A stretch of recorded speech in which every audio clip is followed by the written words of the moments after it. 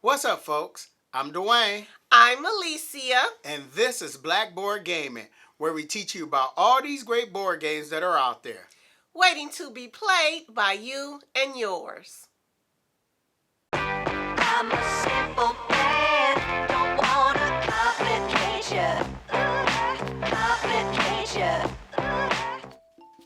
Hey, everybody! Well, that time of year has come. It's time for us to kick off the 24-25 school year.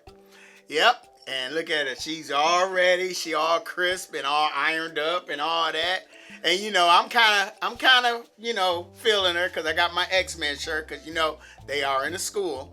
So that's my way of supporting her. That's the best I can do. But no, another way I can support her is we're going to do I've got a board game for that. Back to school edition.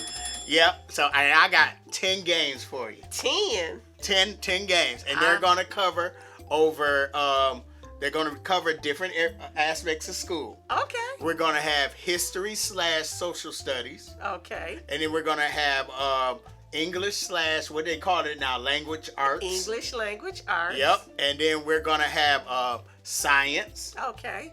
And then we're going to have math/economics. Okay. Okay. I mean, I know you're not teaching economics. Well, actually, just to be technical, economics actually comes in under social studies. But I'm gonna let you have it under math. Economics, you got to pay for stuff, and you got to know how much stuff costs. Economics is so you got to be able to work out your math. Okay, you got to know math in order to know how much stuff costs and how much you need to pay for certain things. Okay. Like board games. Okay? All right. All right, well, without wasting any time, let's go ahead and get right to it.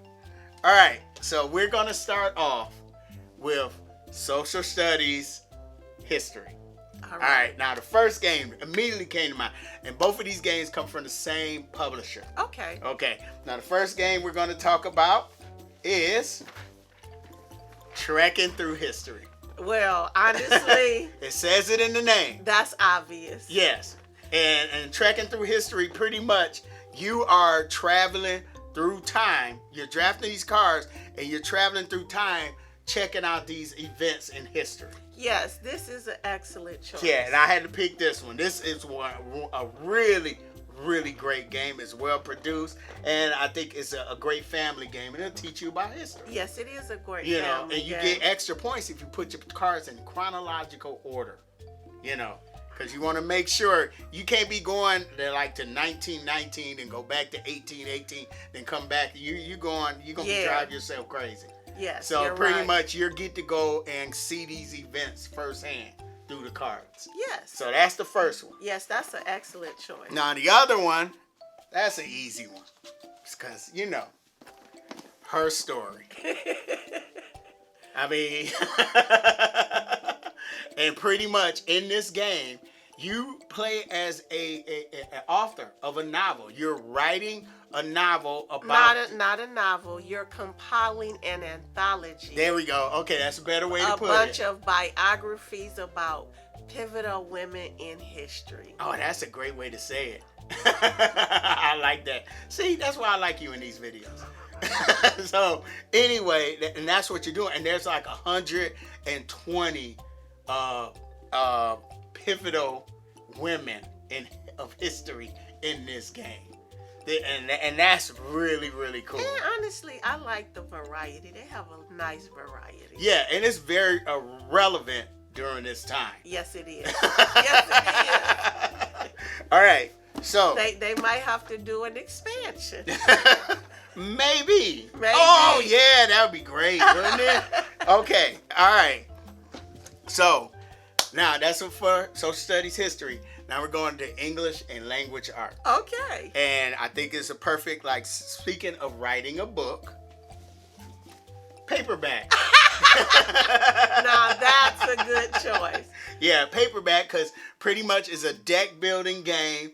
but it has like a Scrabble feel because you start with a certain hand of cards You're that have these actually letters. constructing words. Yes. I love that. Yeah. We haven't played this in a while. Yeah, this would have been great on that used to be my jam video. You know what? Y'all, I think I'm going to have to take him down memory lane and we're going to have to play all my school theme games. Yeah, this was a great game. Yes. And I mean, you're making words and then you're gaining money in order to draft new letters so you can make bigger words, you know. So it's really, really cool, you know. Yes, this is a lot of fun. All right, now speaking of words, okay, here you go. This one, hooky. Words. Yeah, well, see, I was learning this game. We were supposed to play this at the board game meetup, but we played so many great games. But in hooky, there are 26 cards representing letters of the alphabet, but they also represent different kids. And at the start of the game, we're going to randomly remove 3 of those cards without anybody knowing what they are. And so everybody's going to get dealt a hand of 5 cards and that's going to have to be the letters that they have, you know. And so what you're doing is a deduction game. So you're going to be going around the table trying to figure out what letters other people have by giving them a 5-letter word, and they have to tell you how many of that times their letter appear in that word. So if you say bell, B-E. So you're trying to figure out which letters are missing. Yes. Okay. So if you say bell, B-E-L-L-E, and I give that person bell, and they have to tell me how many times their letter. Wait a minute. It's a 5-letter word. Yeah, 5-letter word. They have to tell me how many times their letter appears in that word. Okay. So if they say 4, you know that they have the E and the L.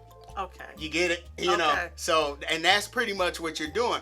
And it's going to last a certain number of rounds, and you're trying to find out what letters or which kids are playing hooky.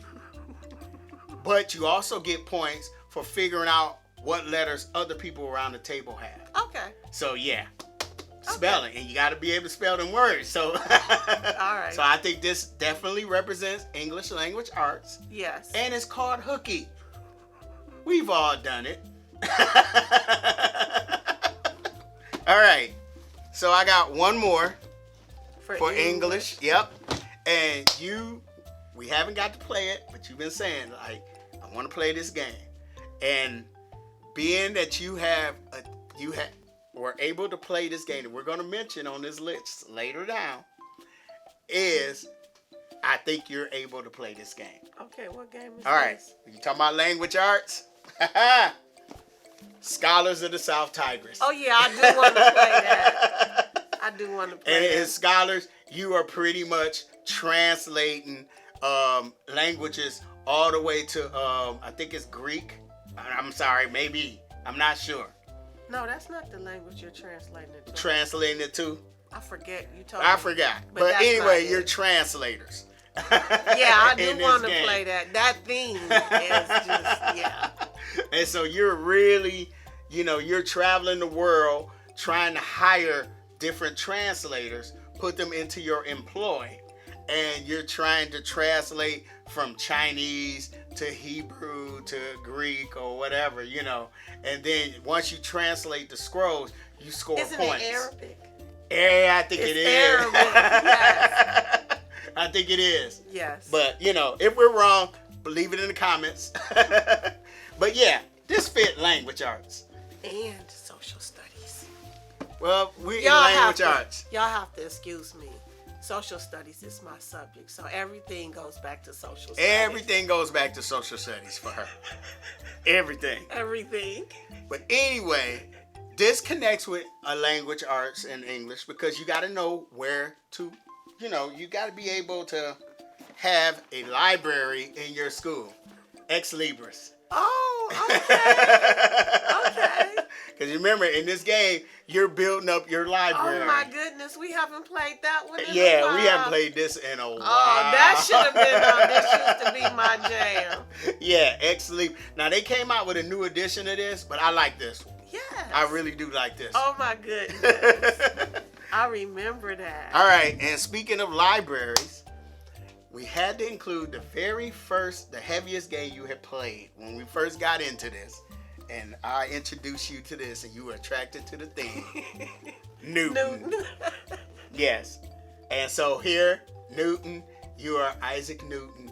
You are going around sending your what's the word? I don't want to say workers. Your Scholars? students. Okay. Around the world to gather information. All the while you're building up your library. Your university? No, you have your own library. Remember, you had to put them little books. We haven't played this in a while. Okay. You know? And like I said, it has an apple on the cover. You've gotten a lot of apples last year. I really did. So, yeah, I had to put Newton on here. And scientific, which goes right into science. But guess what? History, too. Oh, my gosh. I'm not making the whole list, social studies and history. Okay. I'm including everything. We'll Okay, let it be an ELA in science. That's he was where we a are. scientist. Okay. Now, speaking of science, I'm including this game because I am so proud of Alicia. She has said that she wanted to play this game. We finally got it to the table, and she is doing pretty well in it. And that is Ark Nova. Yes, I love this game. Yeah, she really I'm so happy. Now, I put it on this list because it's not about you making building up your zoo so you can just look at the animals. You're building up the zoo so you can study the animals. And you doing these conservation projects in order, like breeding programs. You got a hydrologist. You got different researchers. Yeah, and they are doing their research, learning how these animals interact and thrive in their habitat. And then we're actually releasing them back into the wild. Okay, so he's going to be mad at me. And legitimately, this is science, but you do know that geography is really a mix of science and social studies. So, just saying. I'm not mad at you. It's Ark Nova. Man. Geography. All right, this next one, I want to see how you do it with this next one. Math and economics. All right. Economics is social studies. Math and all economics. Day. Okay, no. Here we go. Honey Buzz. Oh my goodness. We haven't played that in a while. In Honey Buzz, the bees have figured out why aren't we just selling our honey to make our world peaceful? Instead of people tearing up their beehives and all that, why can't we just sell the honey? They're the ones who getting the payoff. Yeah, they're selling the honey to the other forest critters, and everybody's at peace. So they have to have some sort of math and economic skills. Yes, they do. So that's why I picked Honey Buzz. And I don't know what they're going to do with the money. I don't know, maybe the queen's high maintenance. Maybe she want, some special rooms in the hive. But so be it. Everything's peaceful.